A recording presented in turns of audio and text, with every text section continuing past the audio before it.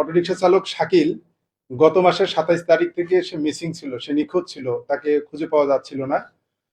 তো এই গতকালকে তার ডেড বডিটা পাওয়া গেছে। সে মূলত ঘটনাটা আমি একটু সংক্ষেপে বলি যে এইটার কানেকশনে যে লোকগুলোকে গ্রেপ্তার করা হয়েছে, আমরা গ্রেপ্তার করেছি 4 জনকে। এই এই 4 জনের মধ্যে 3 জন লোক এই 4 জনের মধ্যে 3 জন লোক হলো এই যে অটোরিকশা চালক শাকিলের হলো পরিচিত। এই লোকগুলোর নাম হলো, একজনের নাম হলো রাজন রাজন শেখ, আরেকজন আছে ইমরান সরকার, আর হলো শরীফ সুলতান আফসু।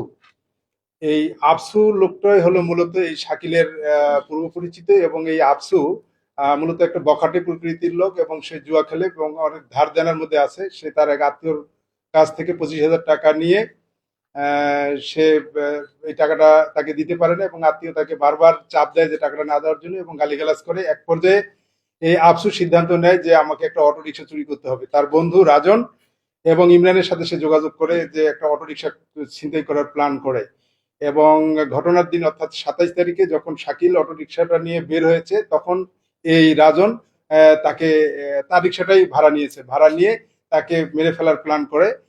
মেরে ফেলার প্ল্যান করলে তারা একটা চরমসুরা মাদ্রাসার সামনে এদের সাথে দেখা হয়, এই যে রাজন শেখের সাথে শাকিলের অটো রিক্সা চালক শাকিলের দেখা হয়। তাদের রিক্সাটা ভাড়া নিয়ে তারা নির্দিষ্ট এলাকা দিয়ে যাওয়া শুরু করে, এবং তারা যাওয়ার পথেই প্ল্যানটা করে যে একে আমরা এর কাছে আমরা অটো রিক্সাটা ছিনতাই করবো এবং আমরা তাকে মেরে ফেলবো, এই প্ল্যানটা তো করে।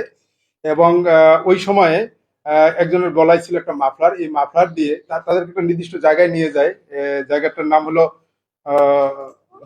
রমজান বেগ। রমজান বেগের কাশবনের পাশে ওই জায়গাটাতে নিয়ে যেয়ে তারা আগে নিজেদের মধ্যে, তারা যেহেতু আগে পূর্ব পরিচিত, নিজেদের মধ্যে কিছু সময় তারা লুডো খেলে মোবাইলে।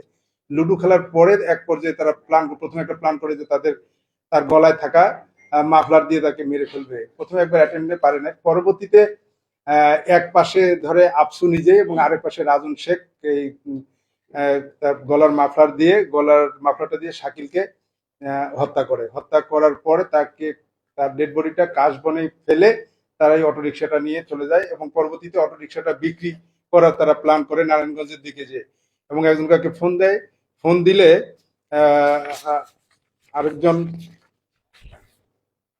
ইউসুফ গাজী নামে এক ব্যক্তি, সেই ইউসুফ গাজীর কাছে রিক্সাটি বিক্রি করে 20,000 টাকায়। এই 20,000 টাকায় বিক্রি করে তারা 6,500 টাকা করে ভাগ করে নেয়, এবং তার যে মোবাইল ফোনটি, অর্থাৎ ভিকটিমের যে মোবাইল ফোনটি, তারা 2,000 টাকায় বিক্রি করে। এই ছিল ঘটনাটি। এই ঘটনার আমরা এইটার সূত্র ধরে তাকে আমরা বিভিন্নভাবে, কালকে যখন ডেড বডি আমরা পেয়েছি, ডেড বডি শনাক্ত করার পরে আমরা সম্ভাব্য সকল টিম, আমাদের ডিবি টিম এবং থানা পুলিশের টিম, আমরা বিভিন্নভাবে ভাগ হয়ে আমরা এটার ঘটনা তদন্তে নামি, এবং এটার কানেকশনে আমরা রাতে, বিশেষ করে রাত 1:30-2টার সময় আমরা 2জন কাকে ধরি, এবং প্রথমের দিকে তারা স্বীকার করে না, পরবর্তীতে স্বীকার করে যে হ্যাঁ আমরা এই হত্যাকাণ্ডের সঙ্গে জড়িত। এবং এই হত্যাকাণ্ডের সঙ্গে অন্যান্য যারা জড়িত তাদেরকে আমরা গ্রেফতার করি, এবং যে গ্যারেজে এটা বিক্রি হয়েছে অর্থাৎ ইউসুফ গাজী, সেই ইউসুফ গাজীর গ্যারেজ থেকে এটা বিভাজিত অবস্থায় আমরা অটোটি উদ্ধার করেছি। এখন আমাদের এই ঘটনাটি আমরা টোটাল আইডেন্টিফাই করতে পেরেছি, এবং এটার সাথে কানেক্টেড সকল ব্যক্তিকে আমরা গ্রেফতার করতে সক্ষম হয়েছি।